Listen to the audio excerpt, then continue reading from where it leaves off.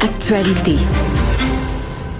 Alors, Fred, un meurtre résolu 31 ans plus tard, il y en a de plus en plus d'histoires comme ça. Oui, effectivement. On résout des cold cases qu'on appelle. Exactement. C'est Marie-Chantal Desjardins. C'est arrivé en 1994. C'était une jeune fille de 10 ans qui a été assassinée.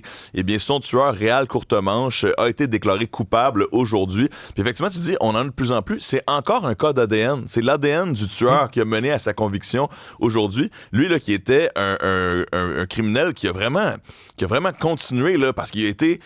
Ça a été long avant qu'il soit pincé. Il avait été condamné 75 fois pour une multitude de crimes à travers la province entre 94 et aujourd'hui. Puis quand il a été arrêté... 75 fois? Oui, exact. Comment ça, ce gars-là est encore libre? Ben, il l'était pas. En fait, il a été arrêté pour ce crime-là en décembre 2023, puis il purgeait alors une peine indéterminée, lui qui était considéré comme un délinquant dangereux depuis 2014. Mais c'est ça. C'est bel et bien là, en 94 qu'il avait assassiné la petite Marie-Chantal Desjardins. Ça se passait à Rosemère. On avait trouvé son corps dans une forêt à 2 km de chez elle, près d'un dépanneur, avec son petit vélo jaune. Une histoire qui avait vraiment là, scandalisé le Québec. Là. Je voyais les articles du Journal de Montréal de l'époque, là, une armée de volontaires qui recherchait la petite Marie-Chantal.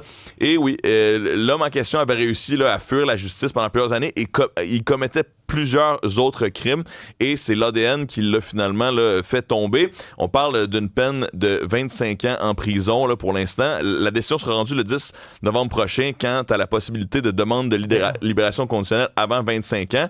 Mais on insiste là, pour une peine assez sévère. La juge là-dedans, c'est quand même assez intéressant. Elle aurait voulu hurler. Elle a bien sûr là, un devoir de retenue. Elle a dit que sa toge l'empêche de dire tout ce qu'elle pense. Je la cite, elle dit « Si je pouvais dire tout ce que je pense, je le ferais, mais ma toge m'empêche de dire des choses. » Mais elle devient parfois très émotive. Elle dit « Je ne suis pas un robot et dans ce cas-ci, si j'avais pu hurler, je déclare l'accusé coupable, je l'aurais fait. » Ça, c'est la juge Hélène Di Salvio qui a dit ça suite là, à l'émouvant témoignage de la mère de la victime en cours. Alors voilà qui est réglé pour ce meurtrier là, qui reçoit là, vraiment la peine 31 ans plus tard.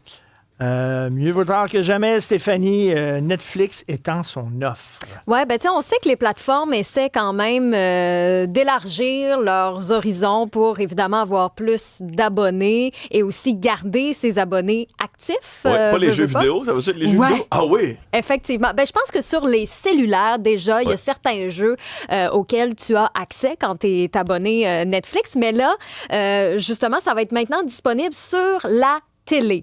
Donc, sur la télé, on va pouvoir avoir accès à certains jeux.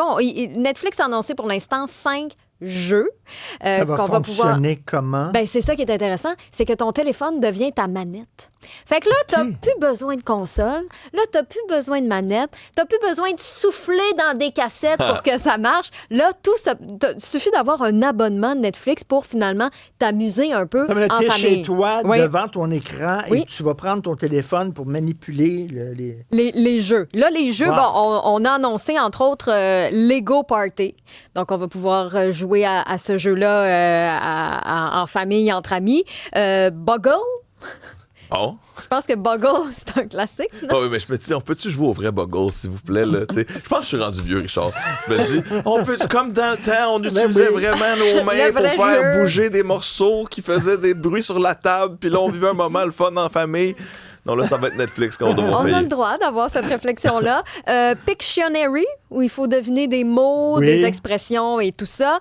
Et il va y avoir aussi, entre autres, Tetris, parce que je pense que n'importe quel jeu, il y a toujours un Tetris de caché, de disponible à quelque part. Là. Ça, c'est le jeu classique. Ça ressemble au jeu qu'il y a dans les avions, là. Oui, mais aussi, je me souviens, ça me rappelle mon Vidéoway. Dans le temps qu'on avait le câble avec Vidéotron, là, sur ma manette de télévision, je jouais à un jeu de mine, je jouais à bataille aussi aux cartes. Là, ça, c'était mes premiers jeux vidéo. Là. Tu sais, le ping-pong, tu fais juste déplacer de gauche à droite. On est revenu à ça. Ben, on est revenu à ça. Puis effectivement, le marketing est pensé. Là, il devrait lancer l'option jeu sur la télé pour le temps des fêtes, évidemment, juste à temps, alors que tout le monde se regroupe. Puis là, tu te dis, un après-midi, qu'est-ce qu'on fait? On s'amuse là-dessus. Ça veut dire que dans pas grand temps, les tarifs vont augmenter. Ah oui. Ah, je t'en ai.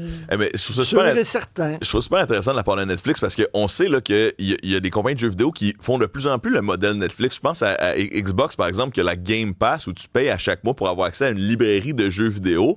Puis bon, ils ont fait, dans la dernière année, plus de 5 milliards, là, Microsoft, avec ce service-là. Donc Netflix se dit, Quand même. attendez, là, Aïe, aïe. on compétitionne pour une paire de yeux puis des abonnements. Est-ce que nous Oui. aussi, on peut aller gruger un peu de ce côté-là, peut-être? Pour C'est d'autres ça. nouvelles du genre, allez sur le site et l'application cube.ca.